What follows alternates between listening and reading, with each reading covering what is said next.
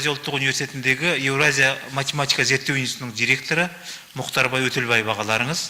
Бұл кісінің тақырыбы математикалық ой мен парасат жүйесі деп аталады, жалпы математика ғылымы туралы. Дәріс 1 сағатқа арналған, соның 40 минуты немесе 30-35 минут бұл кісі дәріс оқып, қалғаны сұрақ жауап ретінде қарым-қатынас жасауға болады. Мұха, бастайырыңыз. Екі тілде.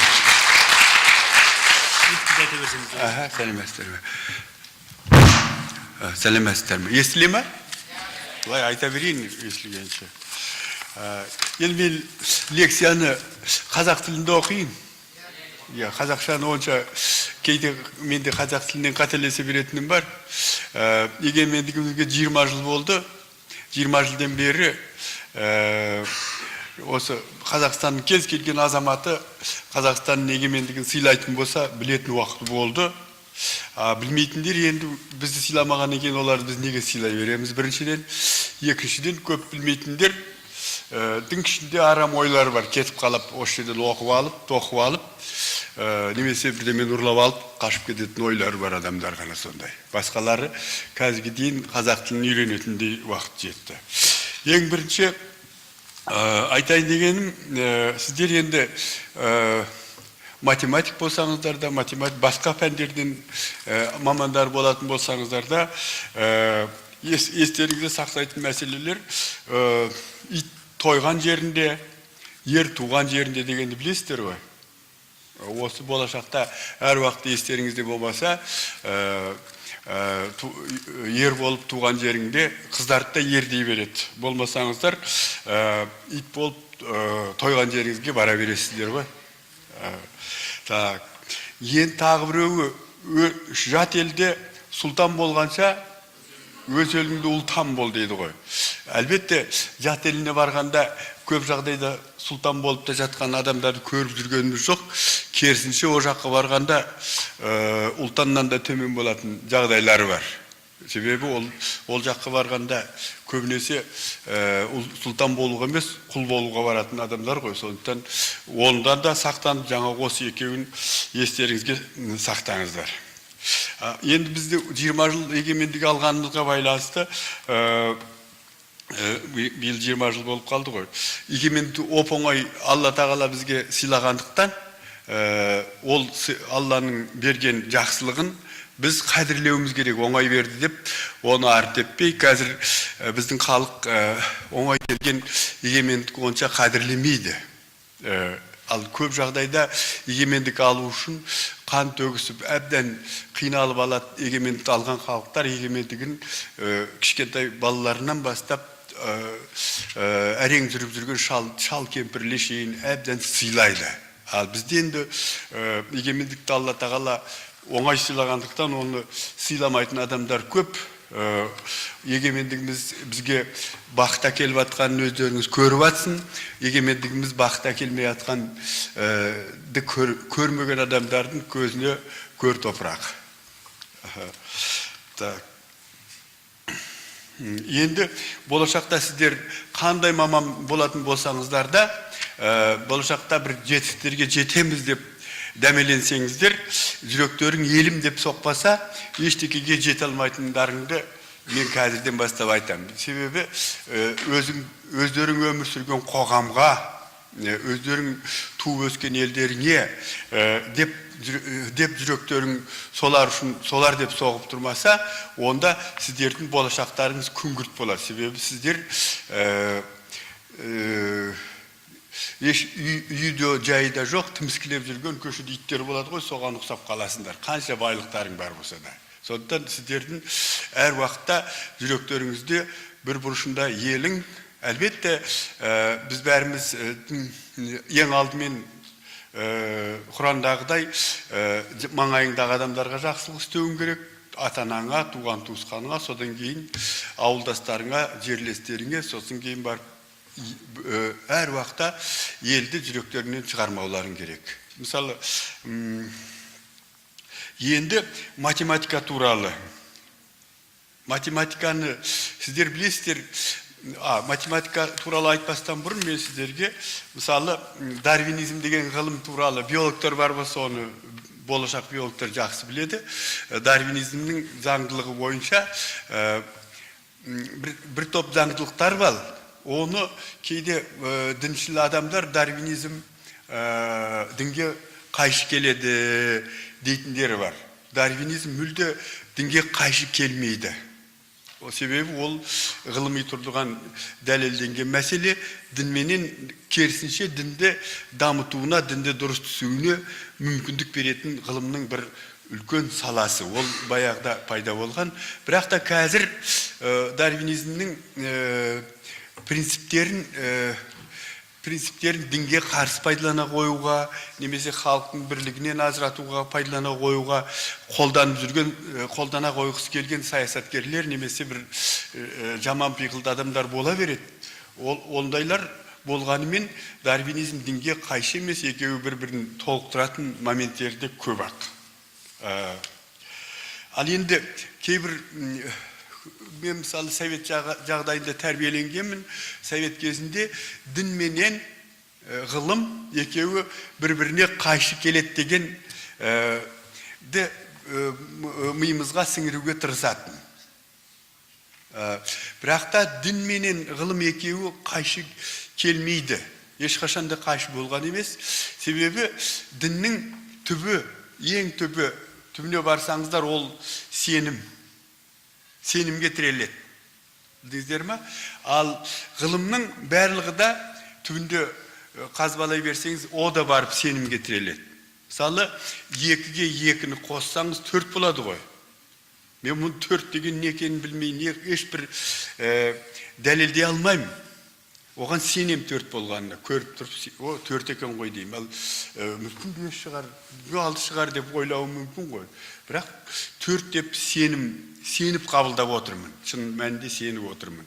Немесе бір адам екі жерде бола алмайды бір моментте дегенге сенеміз, сеніп қабылдаймыз ғой.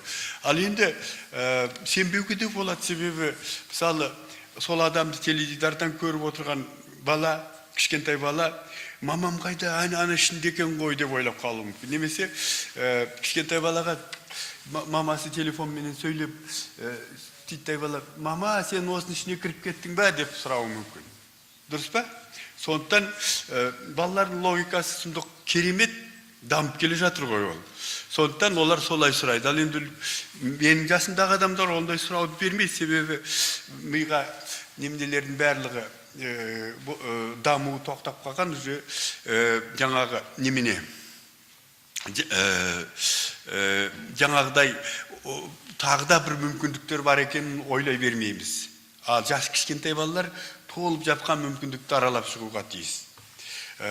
Сондықтан енді осы айтқанның тұсырымды айтынымыз, ғылым менен дін екеуі бір-біріне қайшы келмейді, екеуі де барып сенімге тіреледі. Сенімге енді әлбетте сіздер діни кітаптарды оқысаңыздар, көп жағдайда кейбір моменттері қайшылық сияқты келіп тұрған сияқты. Оның себебі кейбір жерлерде діни адамдар, дүмше молдалар дейді ғой, сондарлар бар жерлер көп ақ. Солар кейде кітап жазып та шығаратындары бар.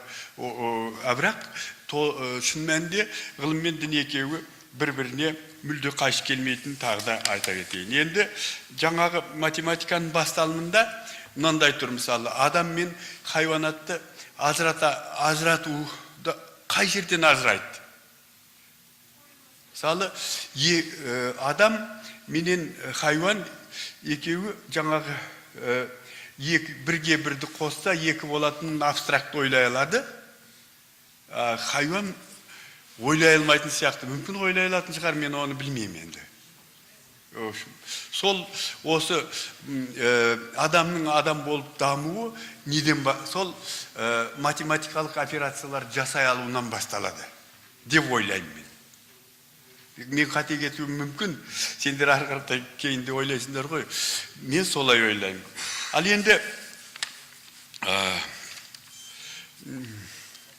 енді жалпы бізге, біздің халқымызға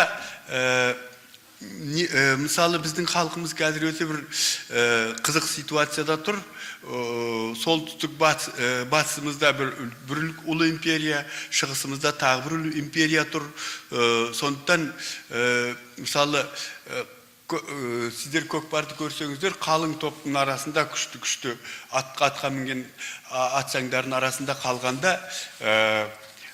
қалғанда көкпаршы не істеу керек? Сытылып шығып қашу керек қой, озып кету керек. Сытылып, сондай бізге де сондай өзімізге мүмкіндік жасап алсақ болар еді. Ол үшін ғылымда сендер болашақ ғалымдарсыңдар, болашақ мамансыңдар, бізге не істеу керек? Кейбір ғылымның өте халыққа, дәл осы Қазақстанға қажет салаларынан біз басқа елдерден озып шығуымыз керек. Ал ғылымның барлық салаларынан біз озып шығуға мүмкіндігіміз жоқ. Себебі ғылым өте көп, өте бағыттарда көп, барлық бағыттарға біздің ғылымдарымыздың халқымыздың санына азына байланысты барлық бағыттарды қамти алмаймыз. Сондықтан кейбір өте бізге қабілетімізге, халқымыздың санасына тура келетін, дәл келетін салалардан озып кеткеніміз дұрыс. Енді сол мысалға Ресейдің ғылымның даму себептеріне де, Американың ғылымның қатты даму себептеріне, не себептен Солтүстік Корея мысалы атом бомбасын жасап алды. Ол атом бомбасын жасау үшін бірталай ғылыми жетістіктер керек. Ол не себептен болды? Оның себептері мынандай. Ғылымның қатты, техниканың ғылымменен қатты дамуына көбінесе бірден бір себепкер әскери комплекс, военно-промышленный комплекс дейді. Соған өкімет жаңа қару жасау үшін әрбір елде көптеген ақшаны соған құяды. Дедер ма? Бұрынғы совет кезінде, мысалы, ғылымның әскери қару жарақ жасау үшін ғылымды дамытуға совет өкіметі өте көп қаражат құятын. Қазірде Ресей, мысалы, әскери қарулар жасау үшін көптеген қаражат құя береді. Ал біз болсақ, біздің мемлекет көптеген қару жарақ жасайтын мемлекет емес. Біз әскери мемлекет емеспіз. Сондықтан бізде әскери техника жасау үшін құйылатын қаражат өкіметтен келеді деп келмейді де. Демек, бұл пункт ғылымды дамытуға әскери комплексті пайдалану бізде мүмкін миға қонбайтын шаруа. Екінші, ғылымды қатты дамытатын үлкен күрделі фирмалар. Олар өздері бір зауыттарында бір бәлені шығарады, соны конкуренттерінен озып кету үшін сол жерде өздерімен бірге ғылыми институттар ұстайды, ғылыми зерттеу институттарын ұстайды. Мысалы, мен былтырғы жылы Жапонстанға барғанымда, сол жерде үлкен зауыттың жанында 150 қызметкері бар ғылыми зерттеу институты, жаңағы ғылыми зерттеу институты жаңағы зауытқа қызмет атқарады. Ол тек қана бір саласынан қызмет атқаратын институт, ода біреу емес бірнеше ғылыми зерттеу институттары бар бір зауыттың өзінде. Сондықтан ол жақта ғылымды дамытуға жаңағы үлкен фирмалар, солар үлкен әсерін тигізеді. Ал енді біздің жағдайымызда бізде ондай фирмалар жоқтың қасы, ондай үлкен зауыттар жоқтың қасы. Бар болса да біздің зауыттар өнше ғылымды қажет ететін заводтар емес. Мысалы, автомашина жасасақ, автомашинаны шетелдікін алып келіп, солардан қарап, соларды қалай жасаса, солай жасаймыз, олардан оза алмаймыз. Самолет жасасақ та солай, не жасасақ та солай болайын деп тұр. Сондықтан бізде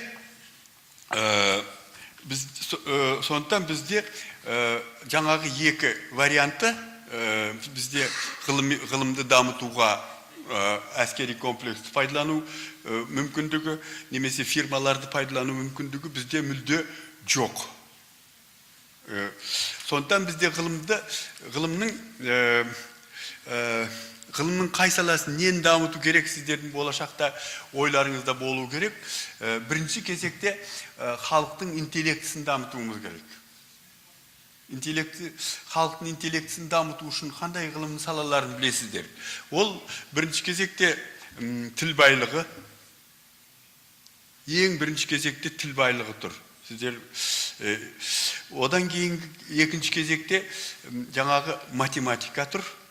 Себебі маймыл мен адам бөлініп шыққан кезде маймыл екідегі екі қосуды білмей қалды да, адам екі қосып төрт екенін білді. Содан бастап адам аналардың оза бастады. Қарапайым тілмен айтқанда осындай ғой балалар, сондықтан біз халқымыздың бірінші кезекте интеллектісін дамытуымыз керек екен. Интеллекттің базасы математика, биология, философия, ең күшті базасы тіл, өз ана тіліміз. Содан кейін барып екінші орында математика тұр. Мысалы, көптеген математиктер, математика бірінші орында тұр, сондайда мұндай, физика бірінші орында тұр, сондайда мұндай дейді. Ол мен математик болсам да, мойындайтыным бірінші кезекте тіл тұр. Себебі сөйлей бастағанда ғана біз маймылдан ажыратылдық. Дұрыс па? Сөйлемей тұрған кезде бізде бір маймылда бір болатын. Сөйлеу үшін тіл керек болды. Дұрыс тіл қалыптасса, дәл сөйлей алатын тілдеріміз қалыптасса, онда ғылымның дамитынына жастарымызды өсуіне мүмкіндік туады.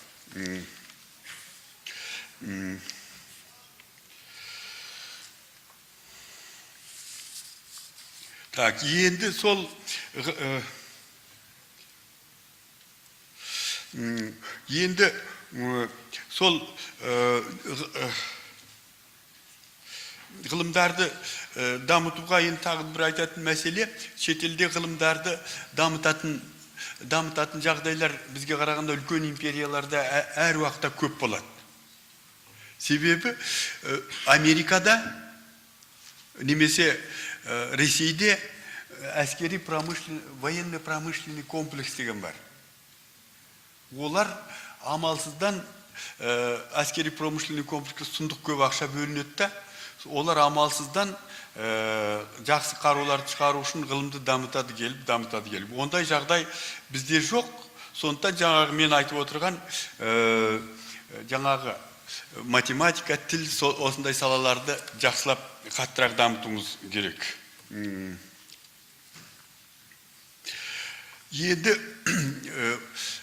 болашақ ғылымдарды болашақта ғылымдардың қай саласы дамиды деп ойлайсыздар? Осы алдымыздағы 20 жылдарда сіздерде, мысалы, осы жерден менің ойымша математиктерде бар, тағы да басқа адамдар бар шығар.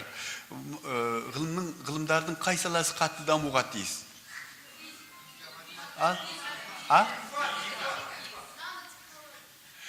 Ол бәрі дұрыс, сендердің айтқандарыңда дұрыс шығар.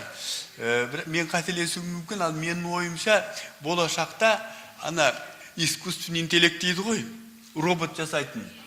Осы саласы ең, нанотехнология бәрі соған байланысты. Сонда искусственный интеллект қатты керемет дамуға тиіс. Себебі қазір мысалы үйдегі жұмыс даладағы жұмыстан әлде қайда көп. Кір жуу деген бір азап. Нәскиіңді уақытылы жумасаң, ол бір жерде жатады да сасиды. Сондықтан роботты дамыту керек. Роботты жаңағы үйде қызмет істейтін, кір жуатын, пол жуатын өте қажет қой. Сонда семьяларың айта қой бұны.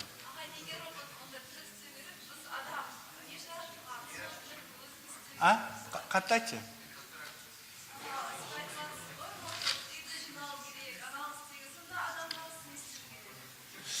Роботты басқарудың өзі о кезде тағы да жұмыс табылады. Мысалы, мен бала кезімде мынандай кір жуатын мәшинелер анда-санда пайда болды. Иә? Ой, рахат болды ғой, кір жуатын мәшинелер бар екен, салып қоясын да отырасын деп. Жұмыс жоқ сияқты болатын сияқты. Кейін ана шаң сорғыш дегенді пайда болады әр жерде. О жаман бір қазіргі шаң сорғыштардың шеніне жоламайды. Сондайлар пайда болды. Сонда ой, шаң сорғыш тастайды екен, сонда екен үйдің жұмысынан құтылдық. Сондай болды, мұндай болды. Шаңды сорып аламыз. Ана сондай да болады, мұндай да болады деп еді, ондай болмай шықты. Бәрібір әлі үйде жұмыс сұмдық көп. О кезде де үйде мысалы үйде роботтарыңыз пайда болып, үйде жуатын болса, барлық жұмыстарын тамақта істеп беретін болса, соның өзінде жұмыс табылатынына сеніп қойыңыздар. Себебі үйде робот бәрін істейтін болса, қандай жұмыс болады мысалы? Бәрібір бір жұмыс болады, мысалы роботты жөндеуге апару керек. Иә? Сондықтан жұмыссыз қалмайсыздар, үйде де, далада да. Так, сосын тағы.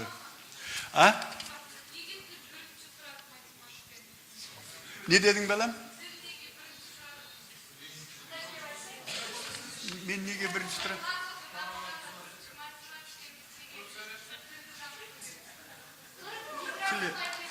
Түсіндім. Қазіргі заманда неге тіл математикадан жоғары тұр дейді. Енді тіл екіге екіні қосу дегенді тіл болмаса қалай түсінем мен?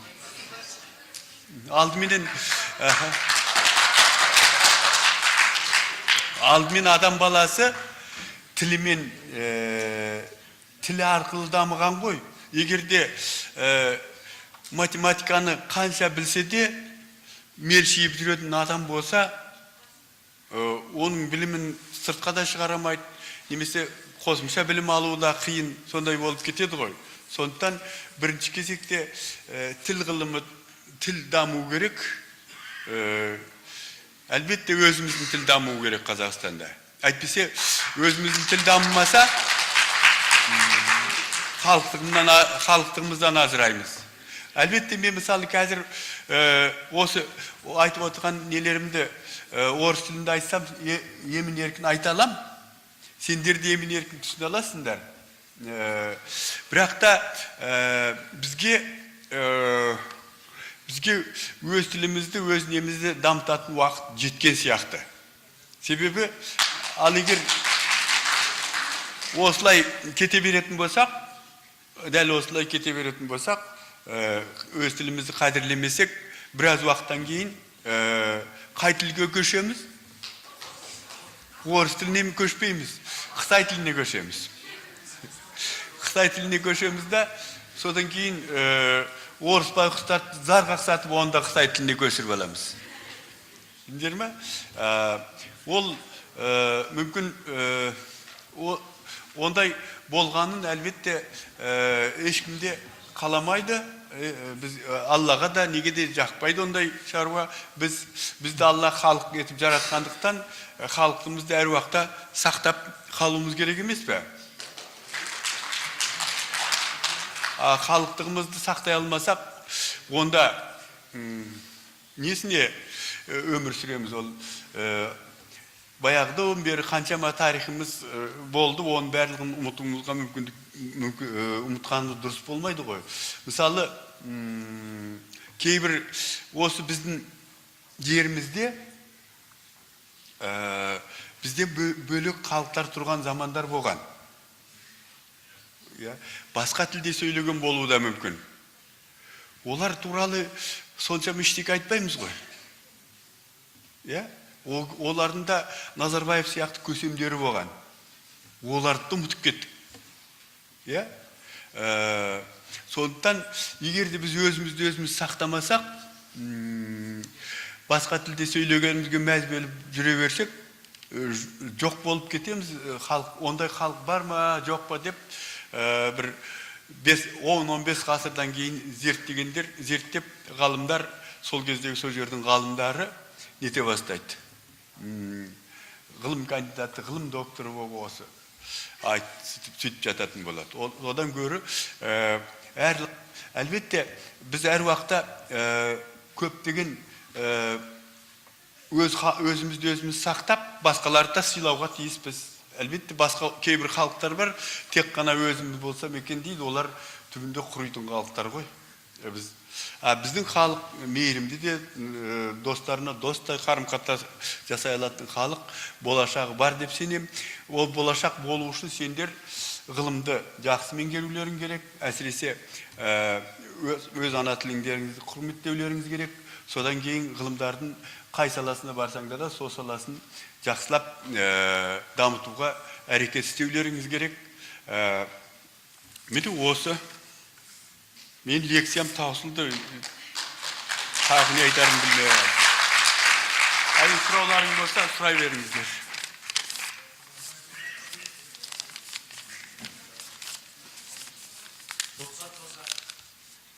Мен осы физика-техникалық факультетінің оқытушысы боламын.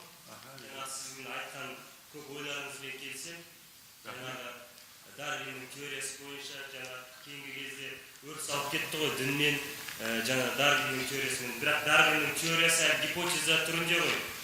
Әлі дәйектелген жоқ толығымен. Бірақ оның базалық принциптері көптеген осы ғылымның саласына түрткі болды.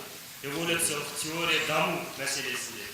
Бірақ бір жақты осы өз басым жаңағы эволюциялық теорияның жаңағы қандай адамнан маймылдан адам шықты, әр түрден түрге өзгерді деген мәселелеріне онша мән бермеймін. Бірақ анау методына, әдістемесіне өте көп мән беремін.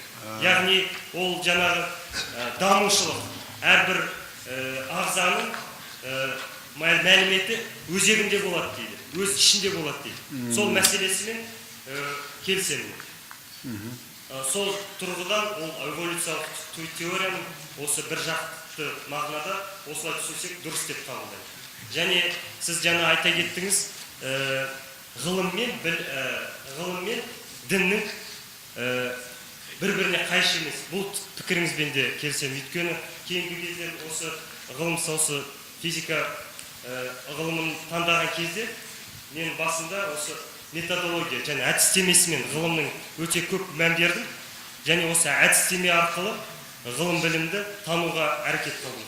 Және осы ғылымның әдістемесімен дін осы біздің осы ұстанған шығыс елінің ұстанған ислам дінінің методологиясымен салыстырған кезде кейінгі батыстың ғалымдарының өздері дәлелдеді. Осы қазіргі ғылым методологиясы сол дін методологиясымен бір қарама-қайшылыққа келмейтіндігіне қол жеткізді. Яғни осы ислам ғылымының методологиясында ақыл бірінші орында тұрады. Өйткені ақылмен жаңағы Алланың бар екендігін дәлелдеп, қалам деген ілім бар, оны өздеріңіз білесіздер. Сол ақыл мәселесімен түсіндіреді. Сол сияқты осы ғылымда да ақылды бірінші орынға қояды, және ақылмен логикалық жаңағы парасатпен ойлауды бірінші орынға. Осы мәселеде осы қарама-қайшылық жоқ деп осындай сенімдемін. Және сіздің жаңағы математика, осы өз көп математиктермен араласам, осы математиктердің абстракциялық жаңа қиялды ойлау мәселесі осы дінге жақын тұтады деп осындай сенімдемін. Рахмет. Ағаларының айтқандары асылым дұрыс. Әлбетте дарвинизм теориясы бойынша адамды оның енді адам маймылдан шыға келді дегендер бар. Ол дәл Дарвиннің өзінің теориясынан шығып тұр ма, теориясында жазылған ба, әлде басқа жерден ма, мен білмеймін. Шынымды айтайын. Бірақ та адам маймылдан шыға келді деген болуы да мүмкін. Адамды ерекше бөліп Алла Тағала өзі жаратты деген ол да мүмкіндігі бар. Ол екеуі бір-біріне ешбір қайшы келмейді. Алла Тағала мүмкін шынында да маймылды дамытып солай жаратуы да мүмкін. Оған кейбір діндер адамдар қарсы бола қояды. Ол Алла Тағаланың өзінің қолында бар. Қалай істейді, солай істейді Алла Тағала. Ал өзі немесе адамды жаңағы адам мен Евадан бастап дәл осындай қазіргі етіп бірден жарата қоюы да мүмкін. Бірақ та Бірақ та нені көріп отырсыздар, тарихты қарап отырсаңыздар, жерді қазып біреулер тауып жүр ғой сүйекті. Соған қарағанда адам даму процесіне сұраған болса керек деп ойлаймыз. Ол бірақ оны даму процесіне адам сұрады дейді де, кейбір ғалымдар адамды мүлде Құдай жаратқан жоқ, Құдай жоқ деп сандала бастайды.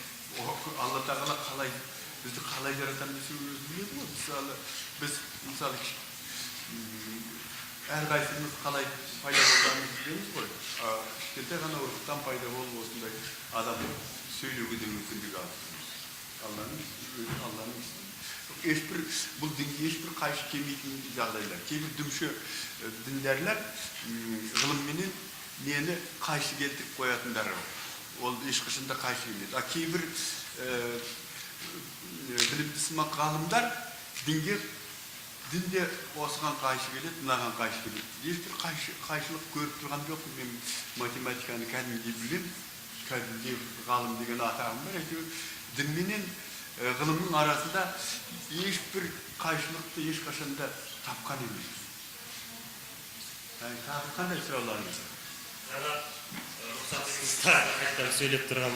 Жаңа сіз айтып отырсыз ғой, жаңа маймыл, не адам өзгерсін. Енді біз академиялық ғылым ордасында отырғаннан кейін академиялық ғылымның тілімен айтайық. Дін ол біз енді зайырлы мемлекеттің әркімнің өзінің азаматтық таңдауы болады дін деген. Дінге ол әркімнің өзінің жеке басының таңдауы.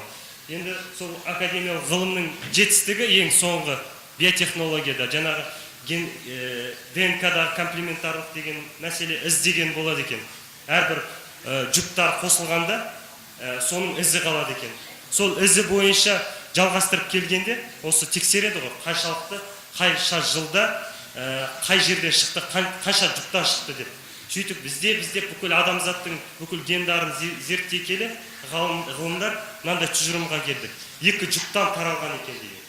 Осы биотехнологияның және генетиканың ең соңғы жаңалықтарын бірі, яғни бүкіл адамзат 2 жұптан пайда болды. Және енді биологиялық, жаңағы географиялық, жаңағы прогноздарға, жаңағы болжамдарға қарағанда, енді жаңағы Африканың орталық өлкесінен шықты деген сондай жорамалдарға келді.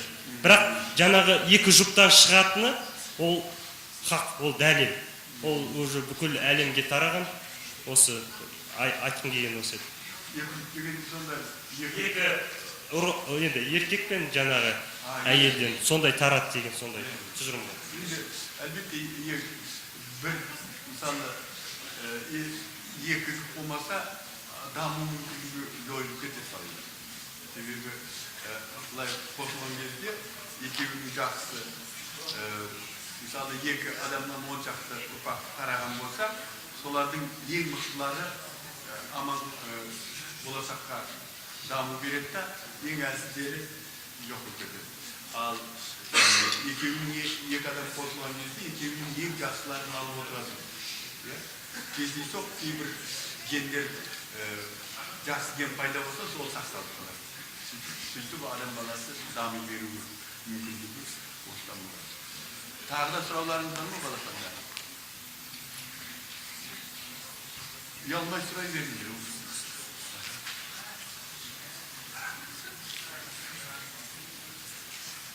Қандай сұрауларыңыз бар? Жоқ па? Сұрай қой балапан. Бұлар лекция барысында туралы емес, басқа сұраулар болса да бере беріңдер оны. Менікі басқа сұрау, банағы айтып отқан дін мен ғылымның арасында арама қайшылықтар жоқ деген кезде мен осындай бір сұрағым бар. Мысалы, дінде айтылады, діндің тарихын біз білсек, оны ислам дінін мысалы Мұхаммед пайғамбар бізге алып келді. Ал оған дейін қазір ғылымдар дәлелдеп отыр, ана кісінің айтып отқандай 70 000 жыл бұрын пайда болды адамдар. Егер ол дін хақ болса, онда дейтін, мысалы, қалай Мұхаммедке дейінгі қанша адамдар өмір сүрді, олар мысалы ешкім айтқан жоқ, мынау жаман, мынау жақсы деп оларға. Олардың өздерінің түсінігі болды, мысалы, жақсылық пен жамандық туралы. Тіршілік үшін күрес, олар үшін мысалы жақсы болды. Егер олар азық үшін біреуді өлтіру керек болса, олар оны жақсы деп түсінді. Ал оларға ешкім үйреткен жоқ. Сонда ол қалай түсіндіруге болады дін жағынан, діни тұрғыдан. Мысалы, олар дінде айтады, адамдар қаза болғаннан кейін олар біреулері жұмаққа, біреулері мысалы тозаққа дейді. А ол кісілерді мысалы қалай жіктеуімізге болады?